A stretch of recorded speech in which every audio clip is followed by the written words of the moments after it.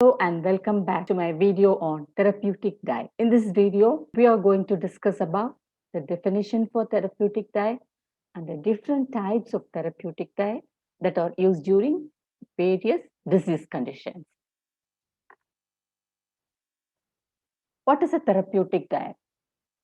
A therapeutic diet is usually a modification of a regular diet.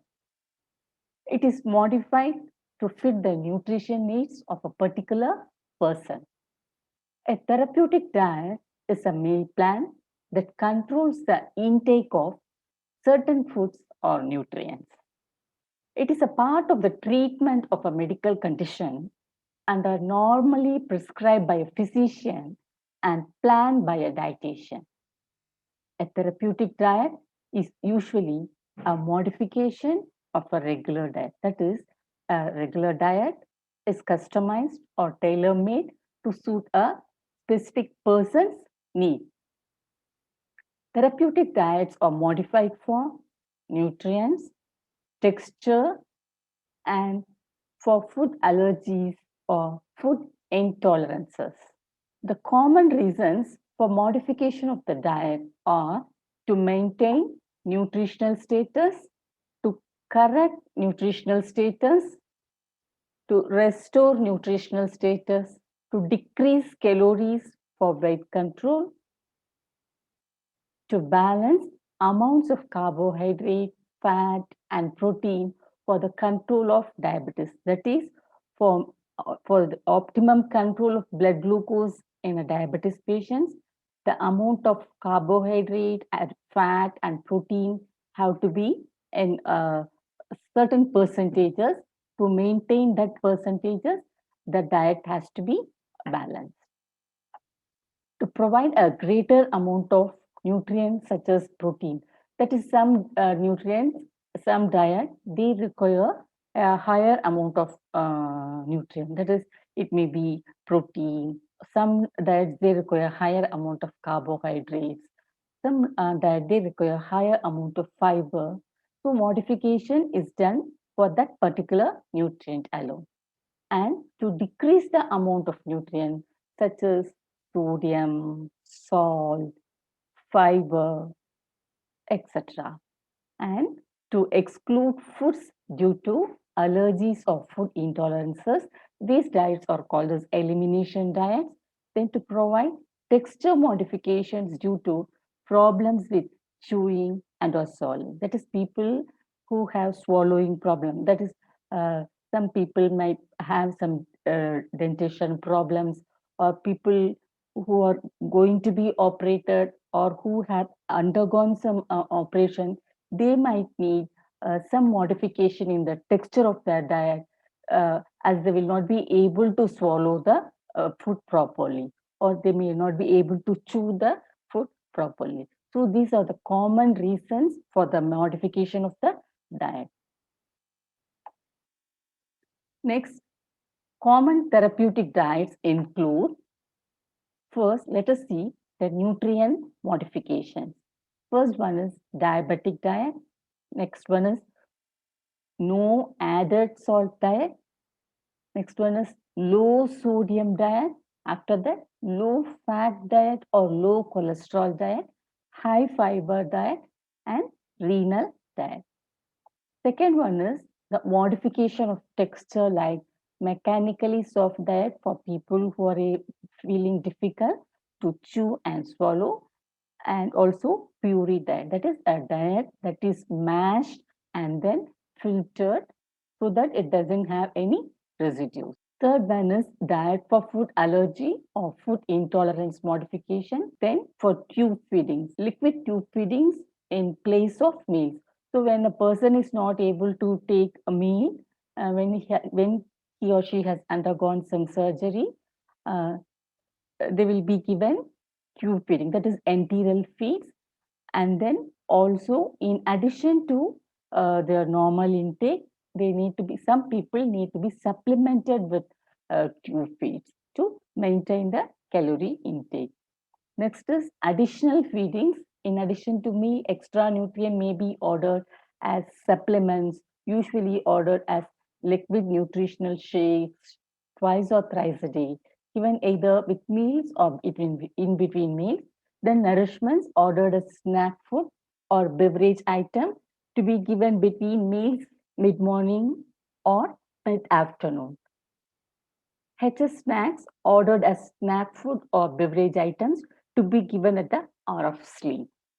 So these are the various modifications of the therapeutic diets. Now, the following list includes brief descriptions of the common therapeutic diets. Let us see one by one. First one is the clear liquid diet. Clear liquid diet, it includes minimum residue fluids that can be seen through. Examples are juices without pulp, bread, broth, and jello. Clear liquid diet is often used as the first step to restart oral feeding after surgery or an abdominal procedure. Clear fluid can also be used for fluid and electrolyte replacement in people with severe diarrhea. It should not be used for an extended period as it does not provide enough calories and nutrients. So these are the examples for clear liquid diet. Clear apple juice. This is clear tender coconut. Next is full fluid diet.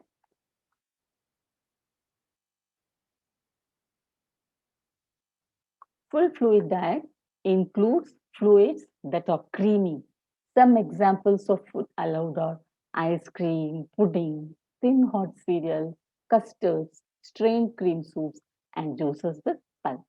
This is used as a second step to restart oral feeding once the clear fluids are tolerated after a surgery. It is used for people who cannot tolerate a mechanical sorter. That is, if they are not able to chew and swallow the food, it is usually this full liquid diet is usually prescribed. It should not be used for extended period as this does not provide sufficient calories to maintain the nutritional status. You can see the examples of chocolate milkshake and apple milkshake. Next is no concentrated sweet diet. This NCS diet is considered a liberalized diet for diabetics. That is, diabetic people for whom the blood sugar is under control, they can use this diet. It includes regular foods without the addition of sugar. They can eat normally without the addition of sugar. Calories are not counted as in ADA calorie control diet. So here there is no necessary to count carbohydrates or calories. They can eat their normal diet, keeping in mind that they should not include or in diabetes or calorie control diets, carbohydrate, protein, and fat intake of the diet is usually prescribed by the dietitian as per the nutritional needs, their blood sugar level, and their body weight. If the patient has to bring down their weight, as well as if they have to control their blood sugar level, they need to be in a calorie restricted diet. Whereas when the patient is of normal weight and the blood sugar is not under control, they can be given a liberal diet of about 1,800 kilocalories. Usually, the portion control at mealtime is suggested as per the food exchange list, and the most commonly used calorie diets are 1,200, 1,500, 1,800, and 2,000 calorie diets. There are certain foods that are to be included by the patients, and some foods are to be restricted by the patients as per their blood sugar level. There is no such diet called as diabetic diet. The diabetic diet is usually prescribed depending upon the patient's body weight, his blood sugar, and cholesterol levels. Next is no added salt diet. This is a regular diet with no salt packet on the tray. Food is seasoned as a regular food, but salt is not added in the diet. This diet is usually prescribed for patients with hypertension, renal conditions, etc. Next is low sodium diet. This is also called as 2-gram sodium diet. Uh, Limits salt and salty foods such as cured meats, canned soups, salty seasonings, pickled foods, salt crackers, etc. This low sodium diet is used for people who may be holding water in their body, that is edema, who have high blood pressure, heart diseases, liver diseases, and first stage of kidney disease. People who are in low sodium diet, when they are buying food outside, they have to read the labels to see the nutrient content of the food and whether the food is high in sodium, whether it is preserved with any chemicals, etc. They should be very careful while buying or eating food outside. Next one is low fat or low cholesterol diet is used to reduce fat levels or treat medical conditions that interfere with the body's use of fat, such as diseases of the liver, gallbladder, or pancreas. Even in a diabetic diet, usually when the patient has high blood sugar level, the fat content of the diet is restricted so that it does not provide more energy. Fat is limited to about 25% of the total calorie intake.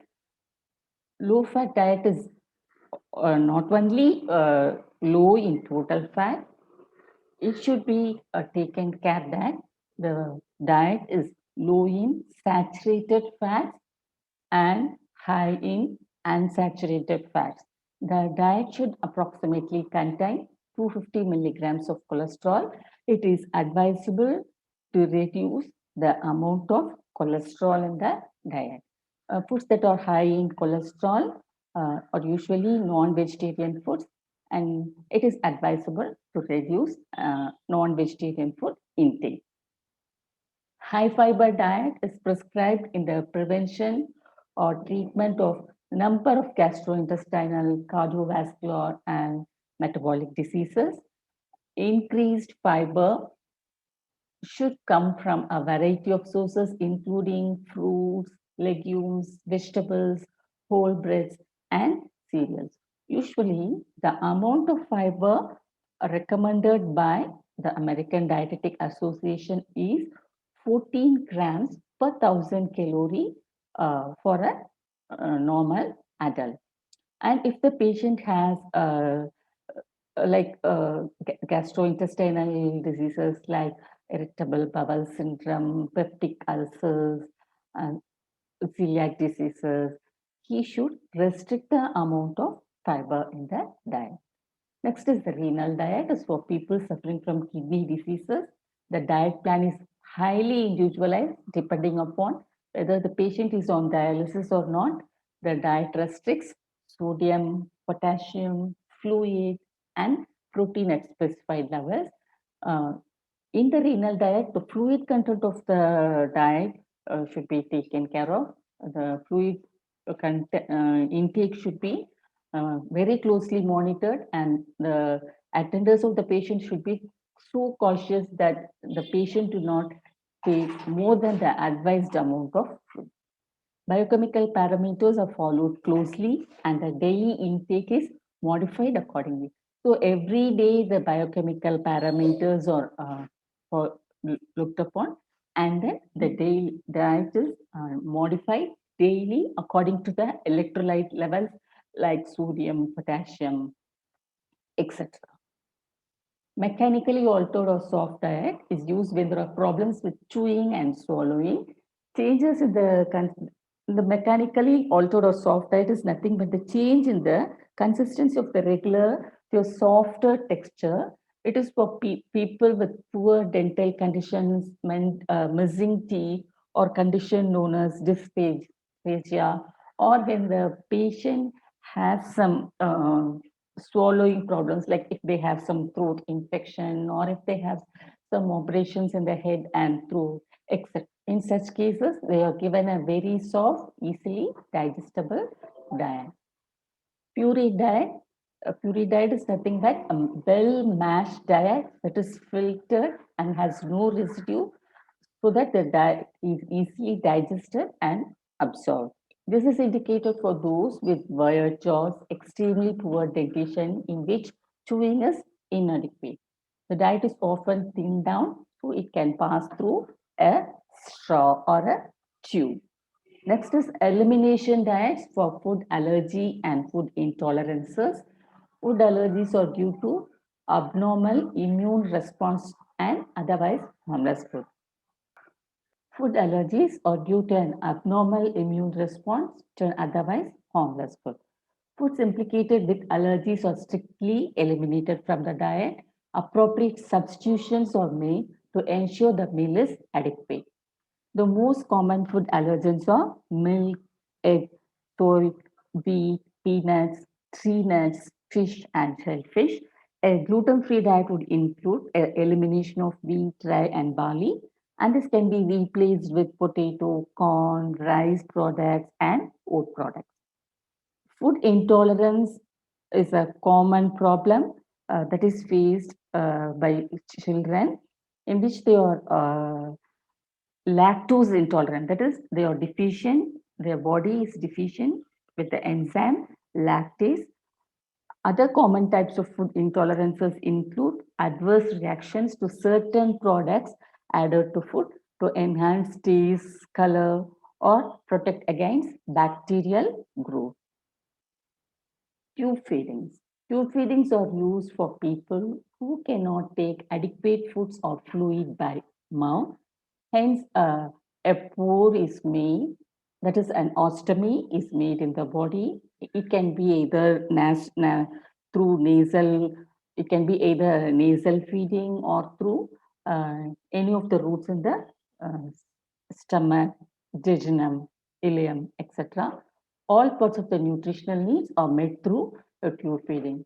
These tube feeding, they can be either homemade formulas like gruels, uh, beaten rice, or commercial formulas that are available in the market like Pediasure, Ensure, Complan, Protein Horlicks, etc.